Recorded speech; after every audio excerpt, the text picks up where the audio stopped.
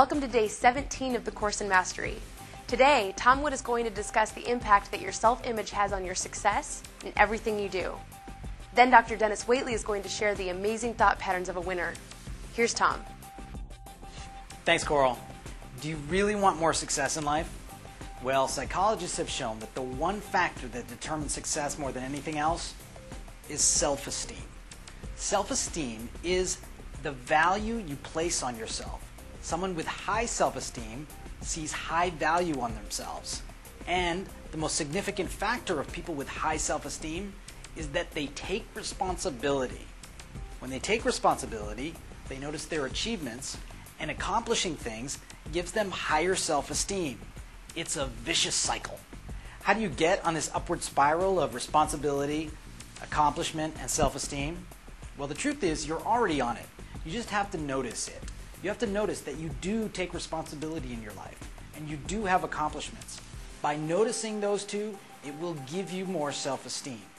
As you build that self-esteem, you'll start to take more responsibility, and you'll start to have more accomplishments. It's real important that you focus your eyes, your ears, and your thoughts on what you currently already do well. You can also do this for your kids. Now realize that self-esteem does not come from praise. It comes from accomplishment. It comes from feeling that the praise is warranted. So don't just praise your kids. Give them challenges to overcome. And when they do overcome them, praise them for the challenges. And then also look honestly and directly at where they didn't accomplish and what they can do next time to improve. That honesty will give them self-esteem. My father knew that warranted praise from many sources, from different people, builds self-esteem faster. So what he did was at the dinner table, he asked each person to go around the table and give praise to each other person. Well, he understood the value of self-esteem, but he forgot about kids. When it came to my turn, I looked at my sister and I said, "Mary, your zits look great today. And your dress is not as ugly as everybody at school says." Well, the great thing was that my dad never did that again at the dinner table and learned a really valuable lesson. Kids are mean. Remember, when you give praise, make sure it's warranted praise. And when your kids give praise, make sure they're giving warranted praise. One other strategy I have for building self-esteem, I learned by accident. I was having a great year, and in my journal I wrote down all the great things that started happening to me. Now, a woman I was dating at the time picked up my journal and jokingly said, "Hey, can I read your journal?" I didn't realize she was joking, and I said, "Yeah, sure, go ahead and read it." She said, "Are you serious? You'll let me read your journal?" And I thought to myself, there's really nothing negative in that journal, nothing I wouldn't want anyone to know. What I realized is that journal had become a way for me to build my own self-esteem. I didn't even care if anybody else saw it. In fact, I was proud to show it to people. What I did from there was, every time I had a negative experience in my life, I would either write it down in a throwaway journal and throw it away eventually, and then put the problem and the solution in my journal of joy. So what I suggest is, if you have a journal, create an incredible journal called your Journal of Joy. And if you have tough things to write them down in throwaway journals. This will be your journal of self-esteem. You can look back at your life and say, "Man, what an amazing life I've had." That is something that you deserve. Do that today. Thanks for listening today. This was an important day for me, and I hope it was an important day for you. Here's Coral to introduce you to our expert today, and I look forward to seeing you tomorrow. Thanks, Tom. Today's expert, Dr. Denis Waitley, is one of the most respected authors, keynote lecturers, and productivity consultants in the area of high-performance human achievement. He has counseled winners in a variety of fields, including Apollo astronauts, Super Bowl champions, and corporate executives, and for the last decade has been responsible for performance enhancement of all U.S. Olympic athletes. In this next clip, Denis shares the inspiring thought patterns of an Olympic athlete. Now think about this. These are the people who have become the best at what they do. It's incredibly eye-opening. I want you to think to yourself as you're watching this clip how you could apply the principles that he's discussing to your own life. Here's Denis. A second Olympic ring is the ring of self-esteem or value. How much are you worth? Well, I don't have much now. Do you mean you have to wait till you perform in order to feel valuable? It's just the other way around. Performance is a reflection of value, not a measure of it. Winners believe in their dream when that's all they have to hang on to. And they believe they deserve to win in advance. Why? Because somebody had to come along and tell each of us, I see world-class potential in you. And if somebody who's an expert, an authority, someone you love, someone you trust, someone you believe in says, I see world-class potential in you, you begin to believe in your dream when that's all you've got.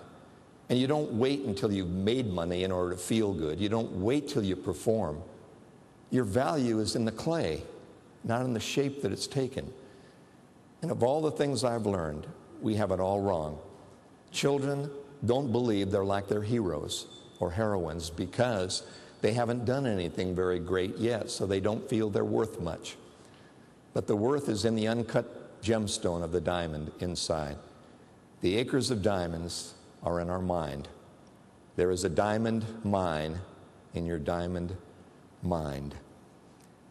Value is inside, the deep down inside the skin feeling of your own worth. Given my parents and my background, I'm glad I'm me. I ain't the best looking in the group. I look my best in a group. And I may be old, but I can still do things, and I don't get sick, and I don't get mad, and I don't get tired. I just keep on trucking. Why? I like myself. I'm as good as the best, not better than the rest. And I still have plenty of time to achieve my own potential. Back in 1984, I can't believe it's been 20 years. Mary Lou Retton, red, white, and blue bodysuit, Los Angeles Olympics, 1984. Wow. There she was, 17 years old, 4 feet 10, little bundle of dynamite, blown out knee, no problem. Bella Caroli, the Romanian defecting coach. You're my little gold medal winner. This is your event, the vault. I'm sitting there as a sports psychologist saying, you can do it, Mary Lou. Only Nadia Comaneci is the only one that's had a perfect 10 up until you, and no American gymnast woman has ever won a medal. Come on, Mary Lou. I wondered what she was thinking. What would I be thinking in her red, white, and blue bodysuit? Creeping up and back. Spandex. Big hairy telephone pole legs. Getting sick to my stomach. Thank God it's Friday. Don't work too hard. Can't get ahead anyway. Too much taxes. Rotten government. Why me, Lord? Wish my parents weren't here. What a jinx. Romanians are better trained, probably on steroids. Here goes nothing. Break a leg. Why do people say break a leg when you go to do something? That's the worst thing you could ever tell somebody. That's like telling a young child, put your sweater on, don't get a cold, or telling a tight wire walker, windy day, no net, don't fall. Give me a break. What was Mary Lou Retton thinking in her mind? What is it that goes through the mind of a champion? What is the self-talk, the psycholinguistics, the running commentary that you learn by listening to music, listening to lyrics, watching the scripts on television over and over? What do you learn that runs through your mind? There she is. Okay, relax, steady, breathing slow, heart rate slow and regular. This is your moment in history. Where's Mom? Thanks for the carpoos, Mom. This vault's for you. Back to the runway. Speed, power, explode, extend, rotate. Plant the feet at the end. When the pressure's on, I get better. Just like drill. Come on, Mary Lou. Need a 10? Got a 10. Let's go. Whew. Why would anyone ever tell themselves or anyone what they didn't want them to do? What was going wrong all the time? How can you possibly concentrate on the reverse of a message? It's not possible. You store the message, so you can't tell people what not to do.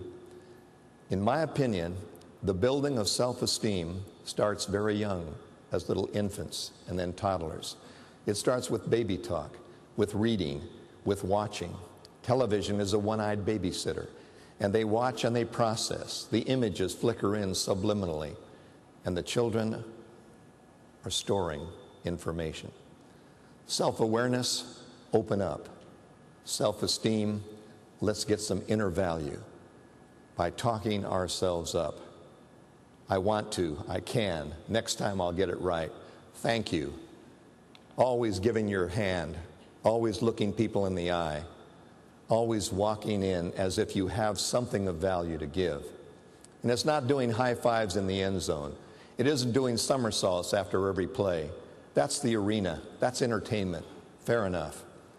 When you have high self-esteem, you can afford to be modest, and you usually are. You've got so much to offer that you're gracious. You sign for the fans. You always are there for them because they're the ones that made you. Instead of cavorting in front of them, you graciously thank them. Because if you got the real thing, you don't have to flaunt a loud, expensive imitation. Self-esteem is in the core, not in the skin-deep values. Tomorrow, we're going to look at the factor that's more important to your overall success than your intelligence. See you tomorrow.